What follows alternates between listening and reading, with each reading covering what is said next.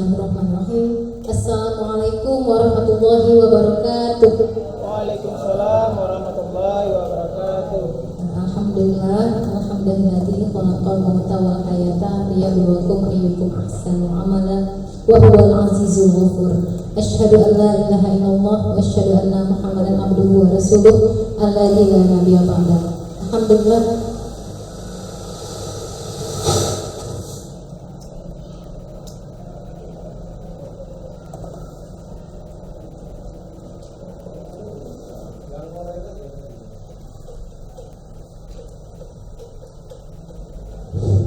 Alhamdulillah, tidak berhenti-hentinya kita mengucapkan syukur kepada Allah yang telah memberikan kita nikmat keimanan, kesehatan, serta kesempatan sehingga bisa berhadir di ruang guru ini dalam rangka mengikuti diseminasi aksi nyata modul 1.4 tentang penerapan budaya positif di lingkungan sekolah. Yang saya hormati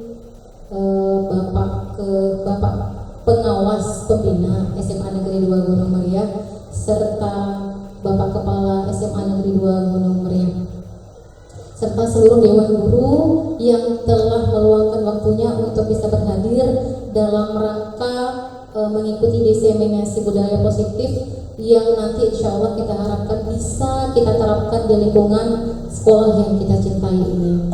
Baik, langsung saja dengan mengucapkan basmalah Bismillahirrahmanirrahim. Acara diseminasi ini akan saya tumpangkan kalimat pembukaannya kepada Bapak Kepala SMA Negeri 2 Gunung Meriah, kepada Bapak Mulyadi Kombi Sarjana Pendidikan. Saya silakan.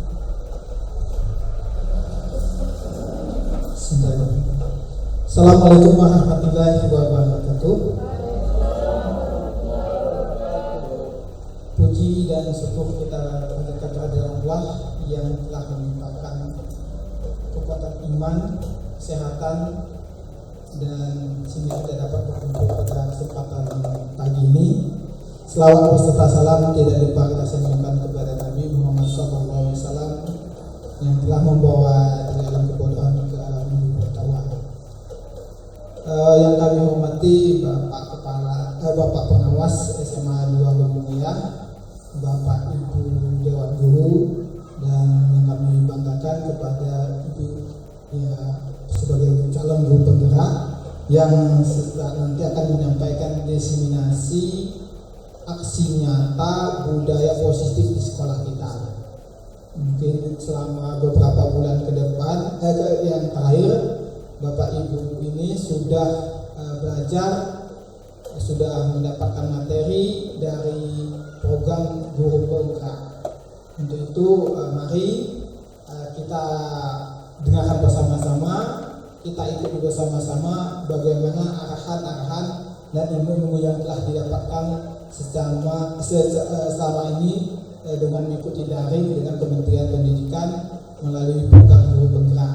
Besar harapan kami ini nanti bisa kita terapkan di dalam lingkungan kita agar proses pembelajaran kita meningkat, proses pendidikan karakter kita lebih baik, sehingga tujuan kita bersama, tujuan pemerintah dapat tercapai kelak. Dan besar harapan kami Bapak Ibu yang belum lulus, hari ini masih ada kesempatan untuk mengikuti CGP. Memang di dalam surat tidak ada kuota, tetapi ada kuota langsung ke SIMPKB. Silakan Bapak Ibu cek, batas akhirnya tanggal 27. Ya, sudah ada 2 dan kemarin sudah ada juga lulus. Alhamdulillah sudah mungkin 4 kita. Mudah-mudahan ada lagi bertambah sehingga budaya sekolah penggerak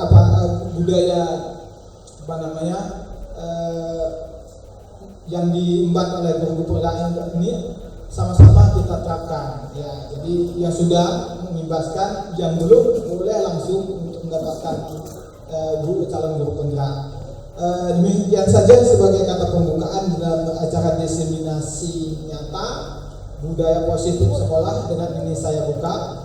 Terima kasih, dan akhir kata mohon maaf atas segala kekurangan. Assalamualaikum warahmatullahi wabarakatuh.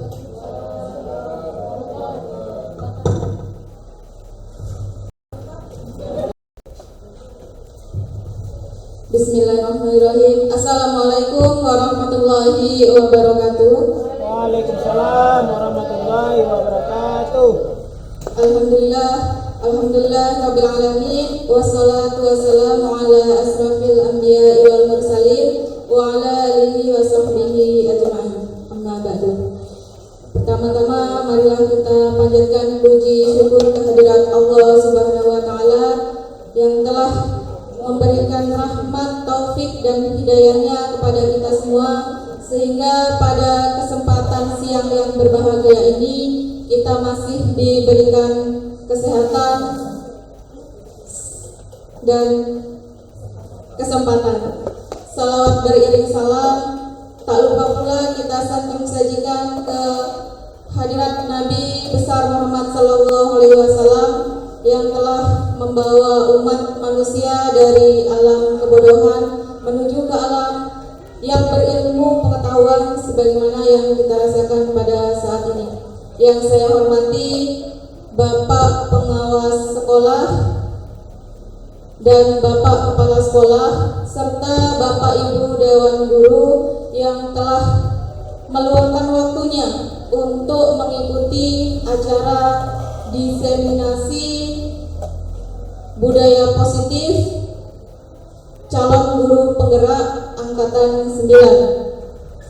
Oke, baik Bapak Ibu, di sini saya akan menjelaskan sedikit tentang yang pertama, yaitu menyebarkan pemahaman dan penerapan pengalaman budaya positif. Pertanyaan pemantiknya, setuju atau tidak setuju? Yang pertama, hukuman dapat mendisiplinkan anak. Kemudian yang kedua, pemberian hukuman pada hal positif seperti membaca atau membersihkan halaman sekolah dapat meningkatkan disiplin anak. Kemudian yang ketiga, memberi penghargaan dapat meningkatkan motivasi belajar anak. Jadi simpan jawaban Bapak Ibu tentang pertanyaan pemantik ini, setuju atau tidak setuju. Kemudian intisari dari budaya positif, di sini ada 8 poin ya Bapak Ibu. Yang pertama itu perubahan paradigma belajar. Yang kedua, disiplin positif. Yang ketiga, nilai-nilai kebajikan. Yang keempat, motivasi perilaku manusia. Yang kelima, kebutuhan dasar manusia. Yang keenam, posisi kontrol guru. Dan yang ketujuh, keyakinan kelas. Serta yang kedelapan adalah segitiga restitusi. Akan kita bahas satu persatu daripada inti budaya positif tersebut. Yang pertama, tentang perubahan paradigma. Jadi di sini ada kegiatan kepalan tangan. Ada A dan B atau Anda dan teman Anda.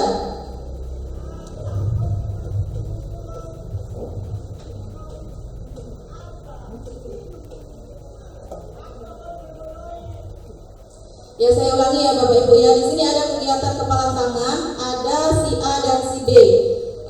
Anda dan teman Anda. Sobeklah secari kertas kecil, tuliskan benda atau sesuatu yang sangat berharga untuk Anda. Kemudian letakkan di salah satu tangan Anda, genggam benda atau sesuatu tersebut dengan segala daya.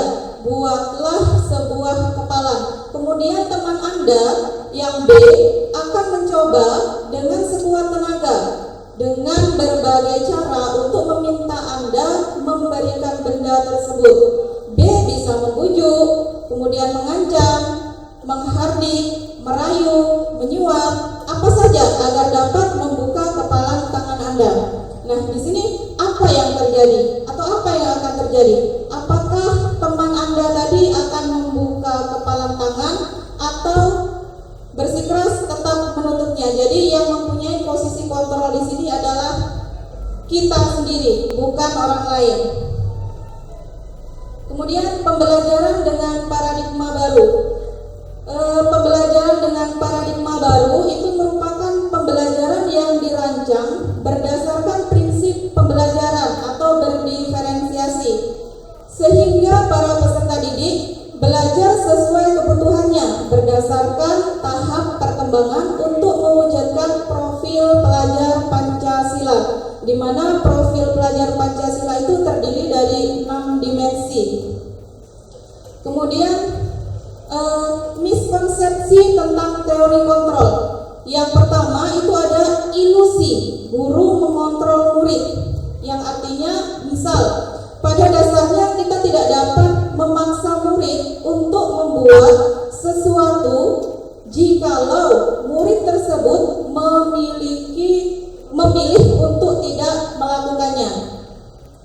Kemudian yang kedua, ilusi bahwa semua penguatan positif efektif dan bermanfaat.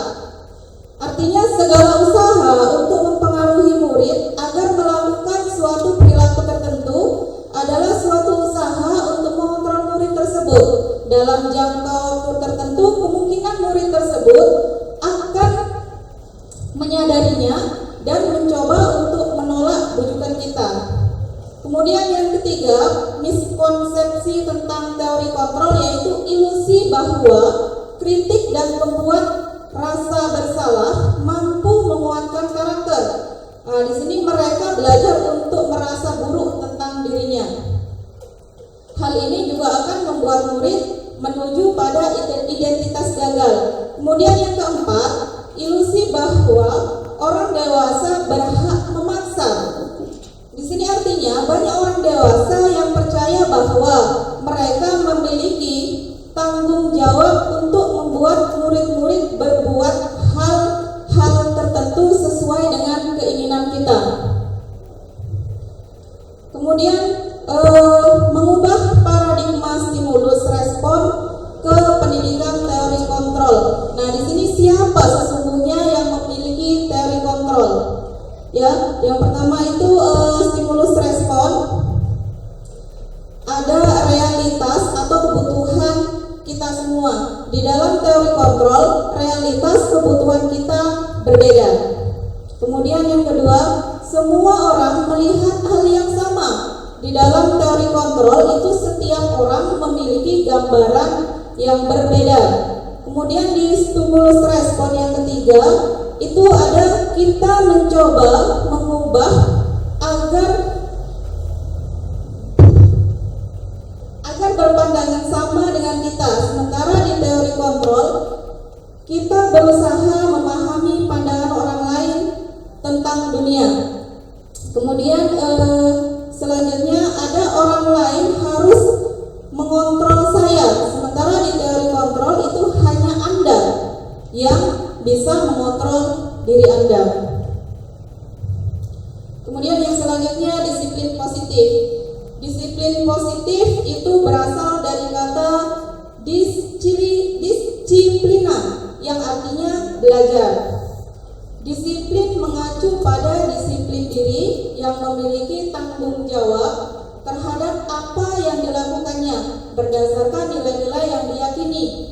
Disiplin positif merupakan salah satu cara penerapan disiplin yang bertujuan untuk menumbuhkan kesadaran serta memberdayakan peserta didik tanpa imbalan penghargaan atau reward, ancaman atau hukuman.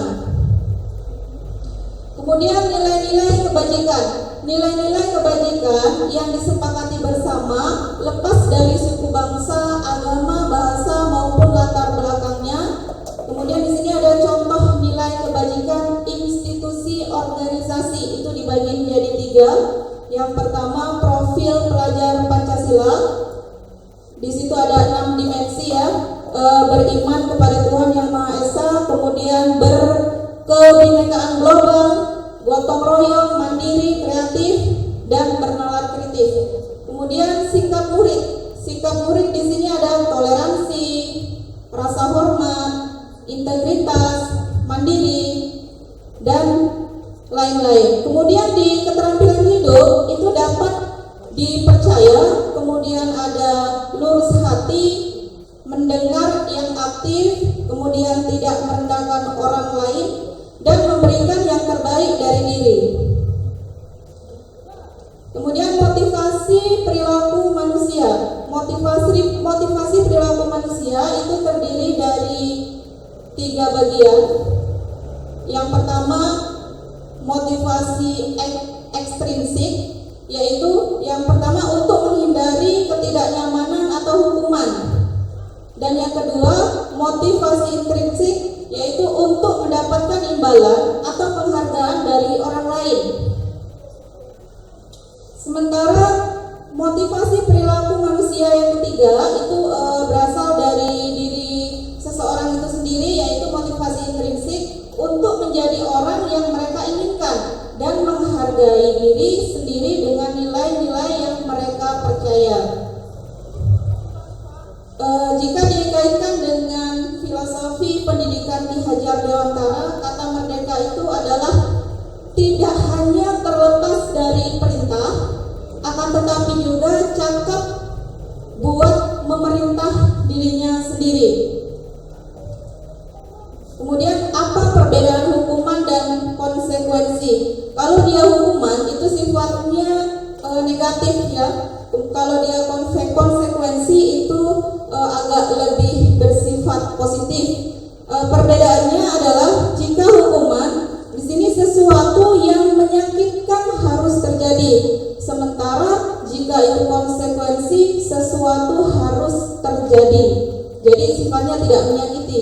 Kemudian yang kedua, membuat anak sakit fisik maupun sakit hati untuk jangka waktu yang lama. Sedangkan di konsekuensi itu membuat anak merasa tidak nyaman dalam jangka waktu pendek. Kemudian yang ketiga, anak membenci kedisiplinan. Konsekuensi, di dalam konsekuensi ya, anak menghargai disiplin. Nah, jadi perbedaan antara hukuman dan konsekuensi ini sangat berbeda jauh ya Bapak Ibu. Jika hukuman tadi seperti yang sudah saya katakan sifatnya negatif, sementara konsekuensi itu lebih bersifat positif. Kemudian di sini ada pertanyaan-pertanyaan tentang perbedaan antara hukuman dan konsekuensi. Yang pertama, mencatat 100 kali di dalam buku kalimat "Saya tidak akan terlambat lagi karena terlambat ke sekolah". Nah, itu merupakan konsekuensi atau hukuman. Kita lihat Bapak Ibu ya. Kemudian yang kedua, lari mengelilingi lapangan basket 2 kali karena terlambat hadir ke sekolah. Untuk yang poin pertama tadi, kita lihat apakah dia merupakan konsekuensi atau hukuman. Jadi untuk kalimat mencatat 100 kali di dalam bukunya kalimat "Saya tidak akan terlambat lagi" itu merupakan sebuah hukuman. Kemudian yang kedua, lari mengelilingi lapangan basket 2 kali karena terlambat hadir di sekolah itu juga merupakan hukuman. Kemudian yang ketiga, murid diminta untuk push up 15 kali keliling lapangan karena tidak memakai masker ke sekolah. Itu juga merupakan hukuman. Kemudian selanjutnya, menggantikan kertas tugas temannya yang telah dicoret-coret. Apakah ini hukuman atau konsekuensi? Ya, ini merupakan konsekuensi karena dia telah melakukan kesalahan sehingga dia harus mengganti buku temannya yang dicoret-coret tadi. Kemudian membersihkan tumpahan air di meja tulis karena tersenggol pada saat belajar. Artinya tidak sengaja. Berarti dia merupakan konsekuensi. Kemudian apa itu restitusi? Restitusi adalah proses menciptakan kondisi bagi murid untuk memperbaiki kesalahan mereka sehingga mereka bisa kembali pada kelompok mereka dengan karakter yang lebih kuat. Restitusi juga merupakan proses kolaboratif yang mengajarkan murid untuk mencari solusi atas masalah mereka dan membantu murid-murid berpikir tentang orang seperti apa yang mereka inginkan atau menjadi tujuan mulia dan bagaimana mereka harus memperlakukan orang lain.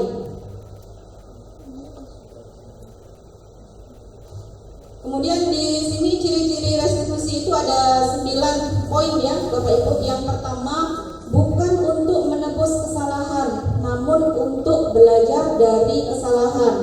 Yang kedua, memperbaiki hubungan. Yang ketiga, tawaran, bukan paksaan.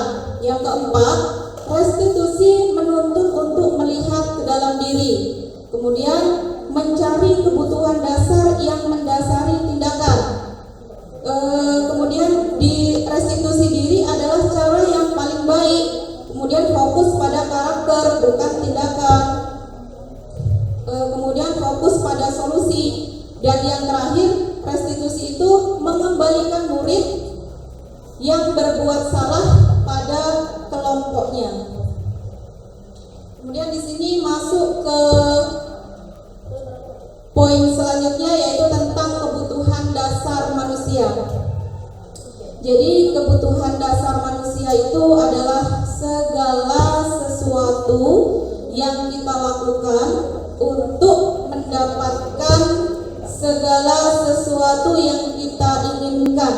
Seluruh tindakan yang kita lakukan memiliki tujuan tertentu, dan semua usaha terbaik yang kita lakukan adalah dalam rangka agar kebutuhan dasar kita terpenuhi dengan baik. Nah, Bapak Ibu, jika terdapat murid-murid kita yang mungkin sering melakukan kesalahan-kesalahan, misalnya di dalam kelas itu suka bercandain temannya atau suka ganggu temannya. Nah, di situ ia melakukan itu bukan tidak ada alasan atau bukan tidak ada dasar dia melakukan hal tersebut.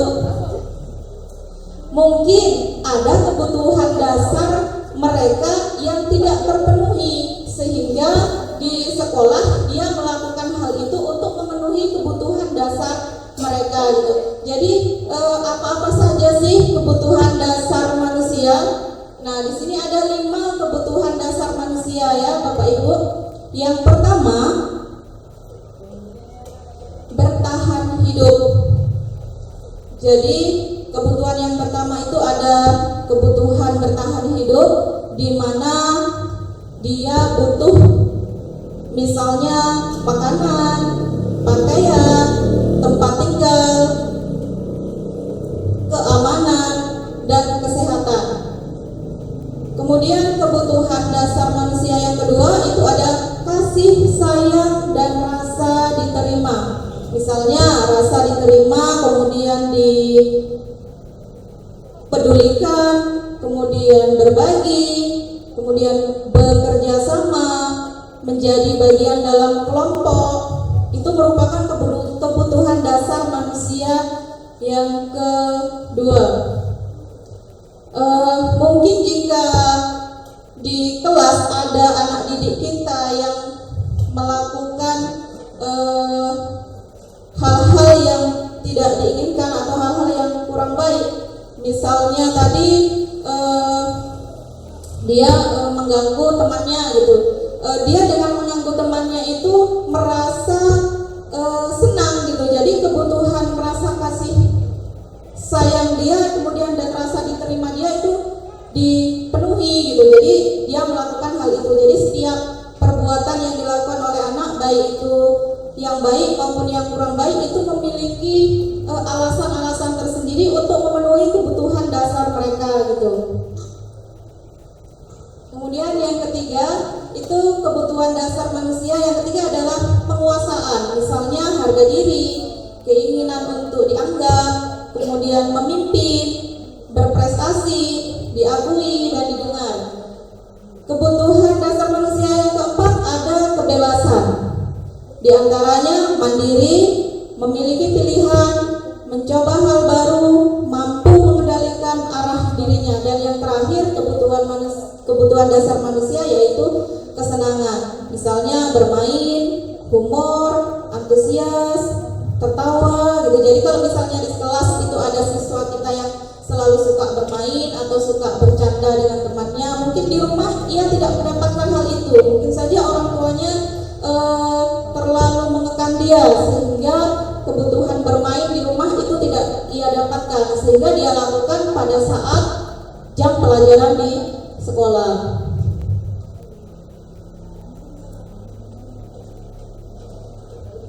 Kemudian 5 posisi kontrol guru. Nah, ini penting ya Bapak Ibu ya. Kita sebagai guru posisi kontrol kita yang biasa sering kita lakukan itu di sini ada 5. Yang pertama, hukuman atau penghukum. Ini yang sering sekali kita lakukan. Kemudian yang kedua ada membuat merasa bersalah. Yang ketiga, teman. Yang keempat, pemantau.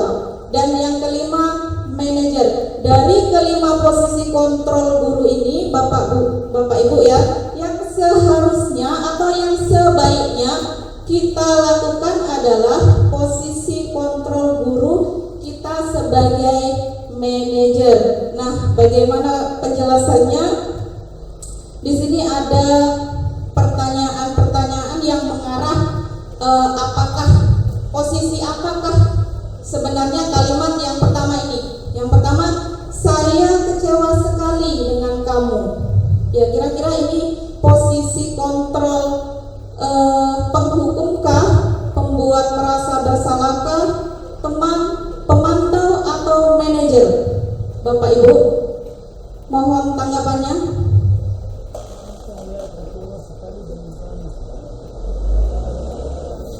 Oke ya, jadi untuk yang pertama ini, saya kecewa sekali dengan kamu.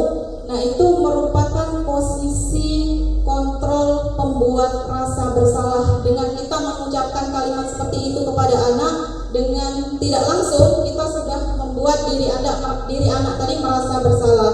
Yang kedua ada, kamu tidak pernah belajar, kamu tidak pernah benar melakukannya. Nah, ini posisi kontrol guru adalah sebagai penghukum. Kita langsung memvonis anak dengan kata kamu tidak pernah benar.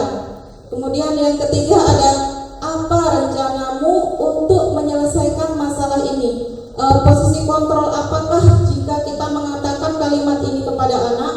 Nah, inilah Bapak Ibu ya, sebagai manajer kita di sini boleh melakukan pertanyaan-pertanyaan yang sifatnya positif, tidak menyalahkan anak. Kemudian yang keempat, ayolah lakukan demi Bapak atau Ibu ya. Nah, di sini posisi kontrol kita sebagai seorang guru jika mengatakan kalimat ini, maka sebagai teman. Dan yang terakhir itu ada, kamu tidak pernah mendapat nilai jika mengerjakan tugas. Nah, sini posisi kontrol kita berarti sebagai penghukum. Baik Bapak Ibu, untuk lebih jelasnya lagi tentang 5 posisi kontrol tadi, mari kita saksikan video tentang 5 posisi kontrol ya.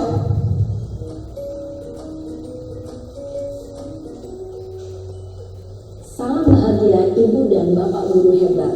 Dalam penerapan disiplin positif restitusi, salah satu program yang dikembangkan adalah 5 posisi kontrol. 5 posisi kontrol dalam restitusi adalah proses perjalanan seorang pendidik agar dapat mengenali dirinya. Pada video kali ini, kita akan membahas tentang 5 posisi kontrol yang dikembangkan oleh Diane Gossen dan contoh penerapannya.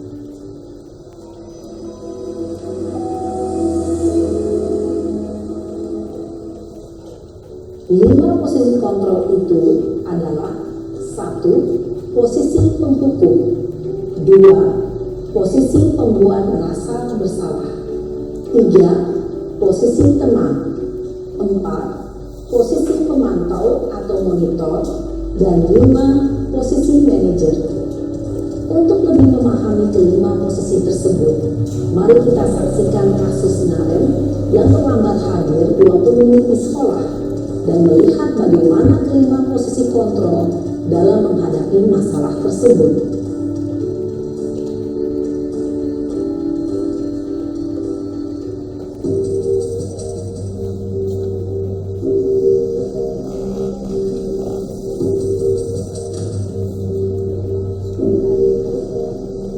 Naren,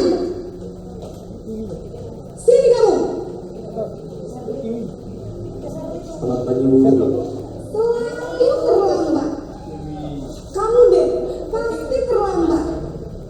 Maaf Bu, saya Apa coba?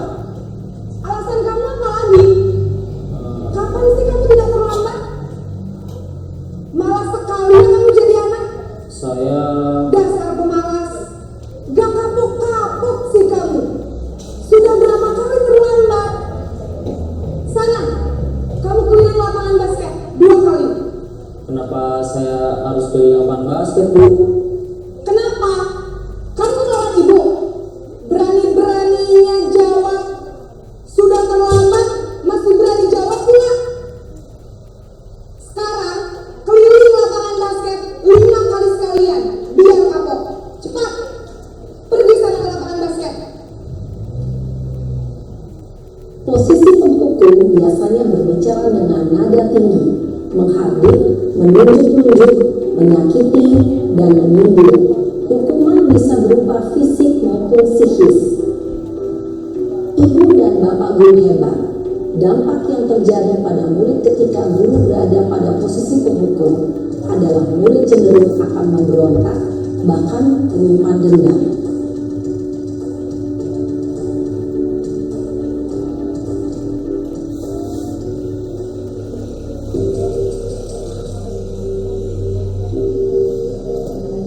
Dia lagi.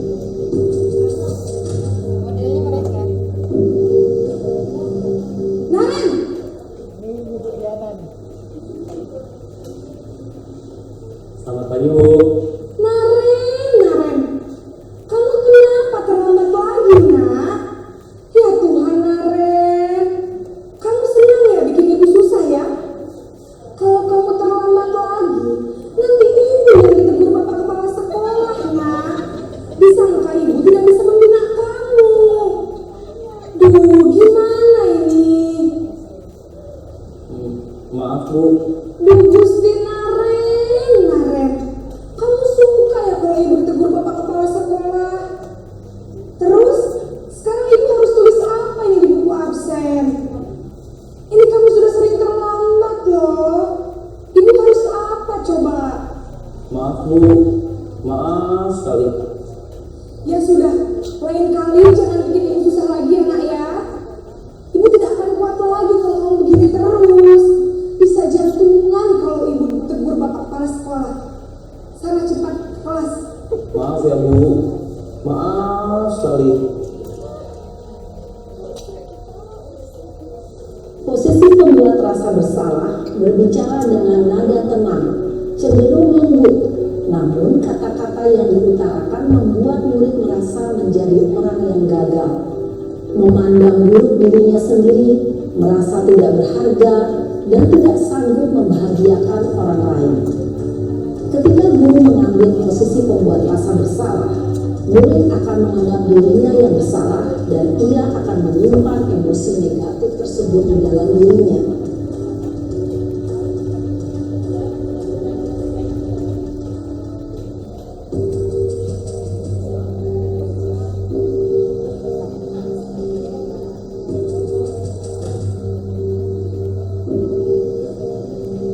Naren,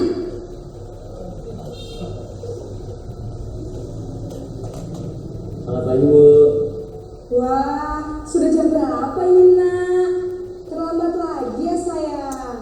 Iya Bu, habis ibu saya lupa bawakan saya Bu. Kamu malah menyalahkan ibu kamu. Kamu bukan anak yang larinya paling kencang. Kok terlambat sih? Iya Bu, saya memang terlambat bangun tadi. Jadi biarpun saya lari kencang, tetap gak kekejar Bu. Ya sudah sana. Nanti lain kali larinya lebih kencang lagi ya. Biar gak terlambat lagi. Bikin senang ibu. Demi ibu. Bisa kan? Bisa lah Bu. Ya sudah sana masuk kelas. Ibu beresin urusan absen kamu. Kamu ini ada-ada saja. Dalam posisi teman, guru berbicara dengan nada suara ramah, akrab, cenderung bersenda gurau untuk menjaga suasana tetap santai. Murid akan merasa senang, aman, dan akrab dengan guru. Identitas yang tercipta adalah identitas sukses atau berhasil. Namun, Perlu diingat, karena ini masih dorongan eksternal, maka ada faktor ketergantungan dari murid kepada orang tertentu. Di sini guru absennya, sehingga di lain waktu murid bisa berperilaku baik, namun hanya kepada orang-orang tertentu saja.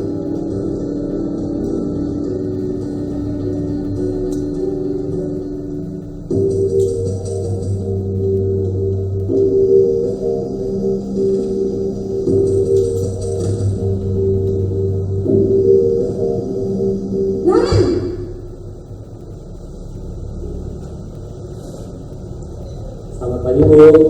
Naren, apa peraturan sekolah kita tentang jam berapa kita harus masuk sekolah, Nak? Kita harus di sekolah jam 7 Bu.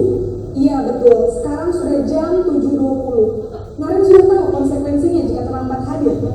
Paham Bu, saya harus tinggal kelas pas jam istirahat selama 20 menit. Iya, benar. Konsekuensinya demikian. Jadi nanti jam 9.30 pas istirahat, kamu harus tinggal di kelas, kerjakan tugas tambahan untuk ketertinggalan kamu, ya? Baik Bu. Posisi pemantau mengandalkan penghitungan atau data untuk mengontrol murid. Guru mengarahkan murid berdasarkan peraturan dan konsekuensi.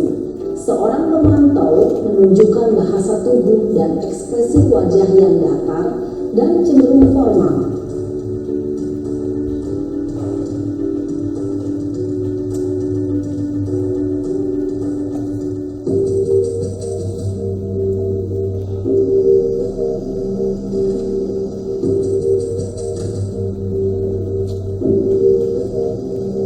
Naren!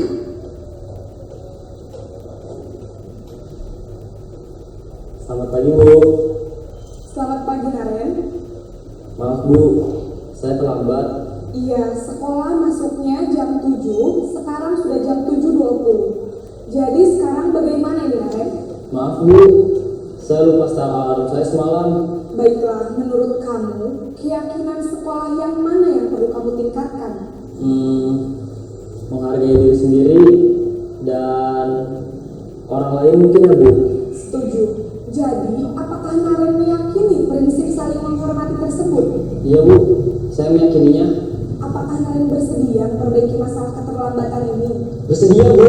Bagaimana kamu akan perbaiki masalah keterlambatan ini? Saya akan coba untuk tidak lupa menyetel alarm saya Bu. Baik, kalau Naren lupa menyetel alarm di rumah, ada orang yang kira-kira bisa bantu mengingatkan tidak? Ada Bu, kakak saya, Kak Emma. Ada lagi selain Kak Emma? Selain Kak Emma, ada ibu saya. Baik, jadi yang mengingatkan Naren adalah Kak Emma dan ibu kamu, ya? Kira-kira akan mulai setel alarm kapan nih, Naren? Setelah pulang sekolah, akan segera saya lakukan. Baik, jadi Naren akan setel alarm untuk bangun besok pagi dan akan diingatkan oleh kakak dan ibunda Naren, ya? Ada lagi yang mungkin perlu dilakukan, Naren, agar tidak terlambat bangun lagi? Tidak ada Bu. Baik, Naren, terima kasih untuk kerjasama kamu. Sekarang kamu perlu kembali ke kelas untuk belajar. Baik Bu, terima kasih. Posisi manajer adalah posisi kontrol yang disarankan untuk membimbing murid memiliki sikap disiplin yang positif, yaitu murid yang mandiri, bertanggung jawab, dan dapat memecahkan masalah. Tujuan dari posisi ini adalah agar murid dapat berefleksi atas tindakannya. Guru akan dengan tulus memberikan pertanyaan-pertanyaan bermakna, sehingga membuat murid dapat belajar dari kesalahannya dan mencari sebuah solusi untuk menyelesaikannya.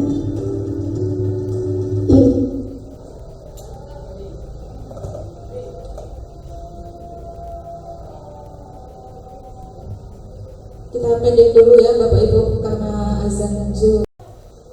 Baik Bapak Ibu, kita lanjut kembali ya.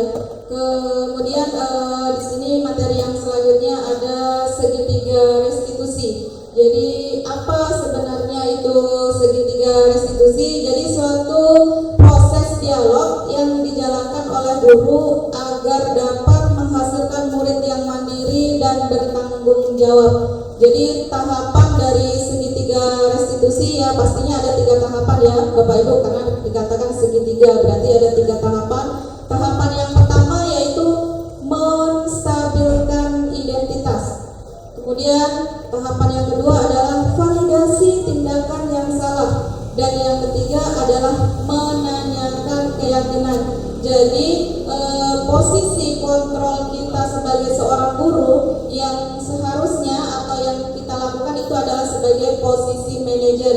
Tapi Bapak Ibu, kita tidak bisa melakukan posisi kontrol guru sebagai seorang manajer jika keyakinan kelas itu belum kita buat atau belum kita sepakati dengan siswa.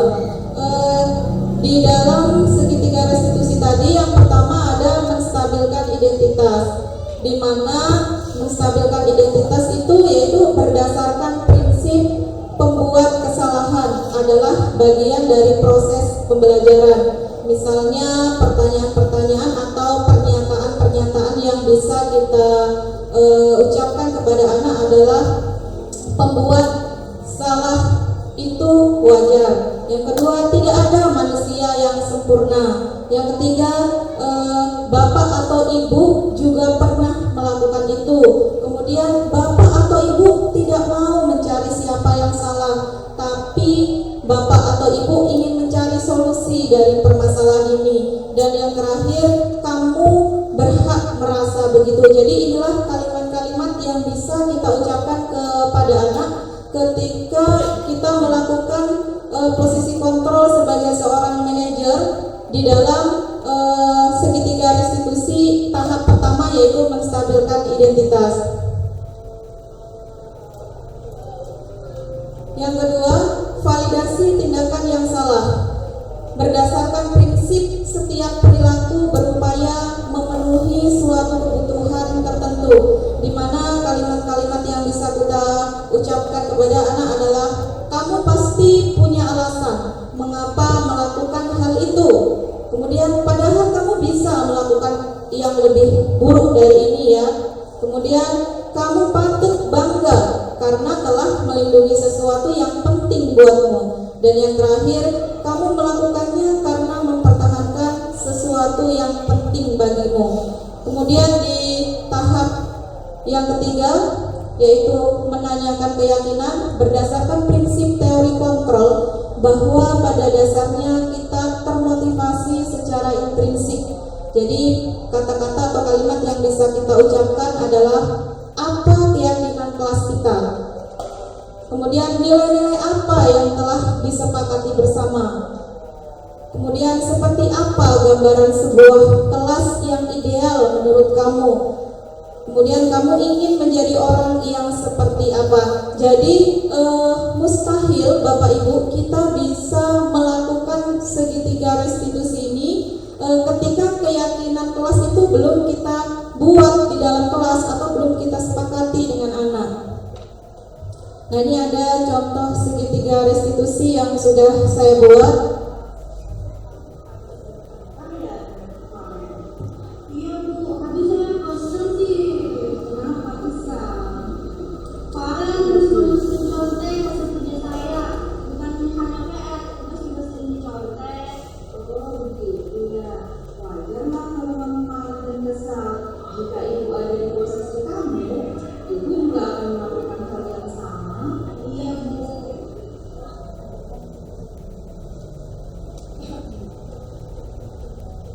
Lalu apa yang kamu lakukan terhadap Farel? Saya marah-marah Bu, dan saya maki-maki Farel. Tanpa sengaja saya menggugat kejamnya Bu. Oh begitu. Pasti kamu berbuat seperti itu ada alasannya ya. Iya lah Bu, masa saya diam saja? Kan saya sudah susah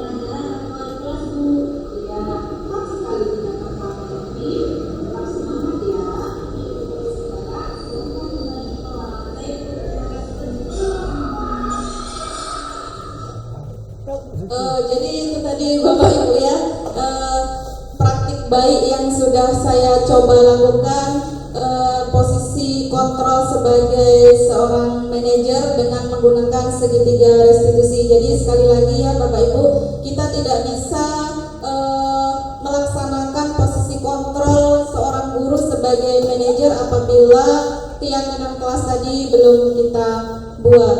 Nah, keyakinan kelas, mengapa sih harus keyakinan kelas? Mengapa bukan peraturan kelas? Jadi keyakinan kelas itu sifatnya atau kalimatnya lebih bersifat positif, sedangkan peraturan kelas itu sifatnya kalimatnya negatif, karena biasanya kalau peraturan kelas itu kan mengandung kata-kata yang negatif, misalnya dilarang datang terlambat atau jangan datang terlambat. Jangan, kata-kata jangan, dilarang itu kan kata-kata yang negatif ya Bapak Ibu. Sedangkan keyakinan kelas itu tidak diperbolehkan mengandung kata-kata yang negatif. Kemudian di sini saya mencontohkan mengapa kita memiliki peraturan harus menggunakan helm bila mengendarai kendaraan roda 2. Nah, di sini Bapak Ibu, jika kita memiliki kesadaran diri atau memiliki motivasi intrinsik bahwasanya menggunakan helm itu bukan sebatas peraturan, tetapi jika kita memiliki motivasi intrinsik tadi, misalnya kita memakai helm baik jarak dekat maupun jarak jauh, karena di situ ada nilai-nilai keyakinan yang kita yakini bahwasanya memakai helm itu menjaga keselamatan. Begitu ya Bapak Ibu. Kemudian di sini ada lingkar budaya positif. Nah, budaya positif itu Bapak Ibu yang pertama beranjak dari lingkup yang paling kecil, yaitu peraturan kelas. Peraturan kelas ini yang biasanya selalu kita sepakati pada anak di awal semester gitu. Jadi dari keyakinan kelas ini kita rubah menjadi dari peraturan kelas kita rubah menjadi kesepakatan kelas atau keyakinan kelas yang ruang lingkupnya lebih besar lagi. Kemudian dari keyakinan kelas sehingga menciptakan lingkungan yang positif yang dari segi aspeknya itu lebih luas lagi. Kemudian dari peraturan kelas kemudian berubah menjadi keyakinan kelas, kemudian terciptalah suatu lingkungan yang positif dan pada akhirnya akan menjadi budaya yang positif. Jika budaya yang positif ini sudah melekat pada diri kita, maka tidak perlu lagi yang namanya ada peraturan gitu. Jadi kita melakukan sesuatu itu bukan hanya karena ada peraturan, sehingga jika kita melanggarnya akan ada hukuman yang kita terima gitu ya. Kemudian di dalam pembuatan keyakinan kelas itu yang pertama sifatnya abstrak, yang kedua berupa pernyataan universal, yang ketiga dibuat dalam pernyataan positif, yang keempat sedikit saja agar mudah diingat, yang kelima sesuai dengan kondisi kelas dan sekolah sehingga mudah diterapkan. Semua warga sekolah atau warga kelas dilibatkan saat membuat keyakinan kelas. Ini merupakan langkah-langkah atau pembuatan keyakinan kelas ya Bapak Ibu. Kemudian di sini saya sudah mencoba menerapkan bagaimana sih cara pembuatan keyakinan kelas di kelas gitu ya.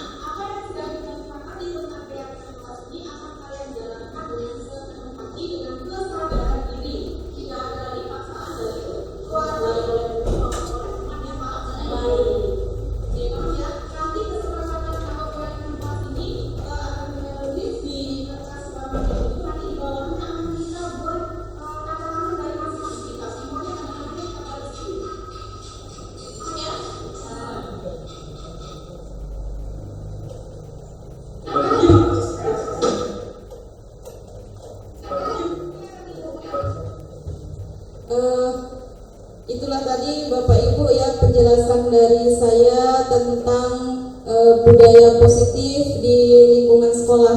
Jadi yang terakhir tadi itu adalah merupakan contoh video bagaimana cara pembuatan keyakinan kelas di dalam kelas. Jadi keyakinan kelas itu tidak hanya dibuat oleh wali kelas saja ya Bapak Ibu. Jadi guru bidang studi pun boleh membuat keyakinan kelas di kelas yang Bapak Ibu masukin. Jadi kesepakatan antara guru yang masuk dengan siswa yang kita ajarkan gitu atau kita mengajar di kelas tersebut gitu. Demikian yang dapat saya sampaikan. Lebih dan kurang saya mohon maaf. Wabillahi taufiq wal hidayah. Wassalamualaikum warahmatullahi wabarakatuh. Waalaikumsalam warahmatullahi wabarakatuh.